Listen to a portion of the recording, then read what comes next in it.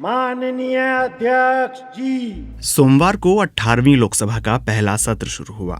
सत्र की शुरुआत से पहले राष्ट्रपति द्रौपदी मुर्मू ने सोमवार सुबह भर्तृहरि महताब को प्रोटेम स्पीकर पद की शपथ दिलाई। कांग्रेस समेत दूसरे विपक्षी दलों ने प्रोटेम स्पीकर पद के लिए महताब का नाम आने पर आपत्ति जताई। बीजेपी का कहना था कि महताब मौजूदा संसद में लगातार 7 बार जीत कर आने वाले सांसद हैं, इसलिए उनका नाम आगे आया। कांग्रेस नेता जयराम रमेश ने के सुरेश को 8 बार का सांसद बताते हुए आरोप लगाया कि बीजेपी ने नियमों का उल्लंघन किया है। उन्होंने पूछा कि बीजेपी सांसद रमेश चंदप्पा 7वीं बार सांसद बने हैं, फिर उनके नाम पर विचार क्यों नहीं किया गया? क्या इसलिए क्योंकि वो दलित हैं?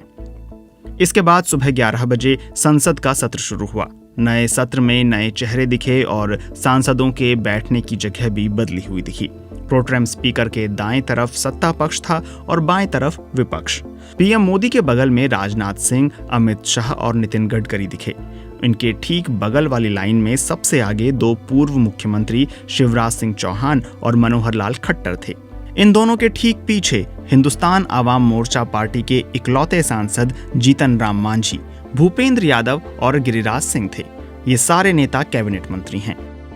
मनोहर लाल खट्टर के बगल वाली लाइन में डॉक्टर वीरेंद्र कुमार और गजेंद्र शेखावत सबसे आगे थे। इस लाइन में तीसरे नंबर की सीट पर कोटा के सांसद ओम बिरला थे, जो पिछली लोकसभा में अध्यक्ष थे। ये बदलाव विपक्षी खेमे में भी देखने को मिला। कांग्रेस सांसद राहुल गांधी प्रोटेम स्पीकर के बाईं तरफ वाली सीट पर सबसे आगे बैठे थे। इससे पहले राहुल गांधी आगे से दूसरी वाली सीट पर नजर आते थे और उनके बगल में बैठते थे गौरव गोगोई। राहुल गांधी के ठीक बगल वाली लाइन में सबसे आगे की सीट पर बैठे थे अखिलेश यादव और फैजाबाद सीट से सांसद अवधेश प्रसाद। दिलचस्प बात यह है कि यूपी विधानसभा में भी अखिलेश यादव और अवधेश प्रसाद की जोड़ी एक साथ बैठती थी। सत्र के पहले दिन की शुरुआत सांसदों के शपथ लेने से हुई और सबसे पहले प्रधानमंत्री नरेंद्र मोदी शपथ लेने आए। मोदी शपथ लेते उससे पहले ही विपक्षी सांसदों ने हाथ में संविधान की प्रति लेकर नारेबाजी शुरू कर दी। नरेंद्र दामोदर दास मोदी,